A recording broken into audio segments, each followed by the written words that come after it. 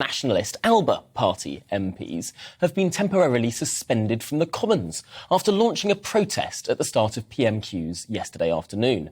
MPs Kenny McCaskill and Neale Hanvey were told to get out now by a furious Sir Lindsay Hoyle, who then named the members. That's the process of disciplining them for breaking the rules of the House.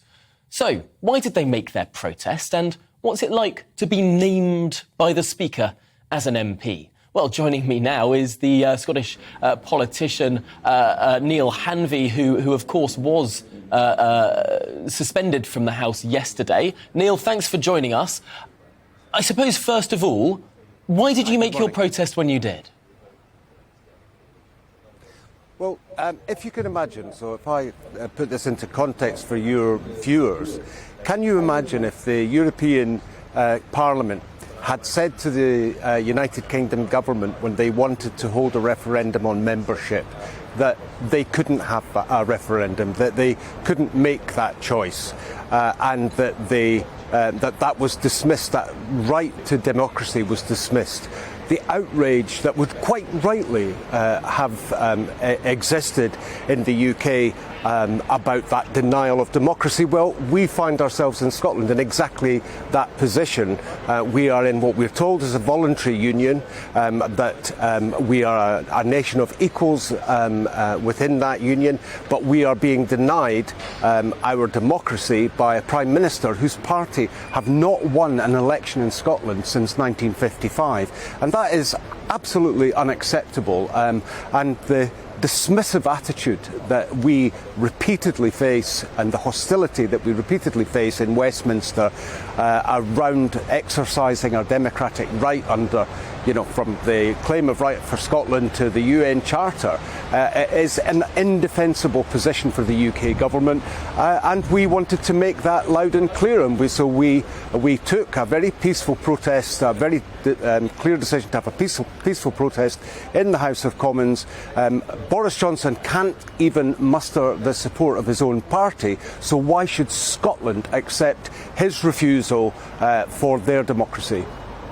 Was it Scottish politicians who no doubt do want a referendum? There is a SNP Green agreement in the Scottish Parliament. They back a referendum. But most polls show that the Scottish people don't want a second referendum anytime soon.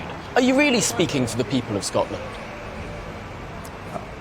Well, the only referendum that matters, or the only vote that matters, you can put your opinion polls to one side, is the vote to the Scottish Parliament, and independent supporting parties garnered over 50% of the list vote in that election. So that's the only measure that really counts. So the Scottish people have spoken, and we are currently living in a situation where Scotland is one of the most energy-rich countries in Europe, in fact in the world, has citizens who are struggling to pay their bills, unable to feed their families, and they are being subjected to a cost of living crisis, while all of the revenue from that vast energy wealth is fed into the UK Treasury for the government's use elsewhere. It's just an indefensible and unacceptable position. Scotland must have its say, and democracy must not be denied further by this Prime Minister, and indeed by any of his successors, whoever that may be.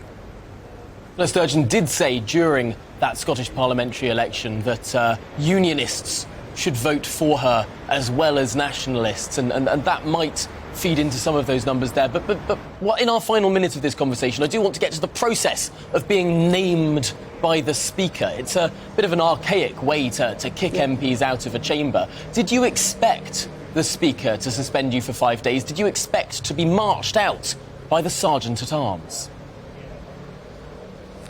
Well, I mean, the reality is I wasn't marched out. I walked out of my own volition. I wasn't removed from the chamber. I walked out.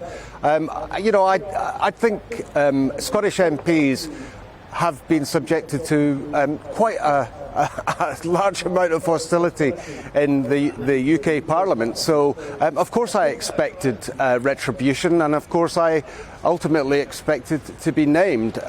But the process that was used is actually outside of the standing orders rules.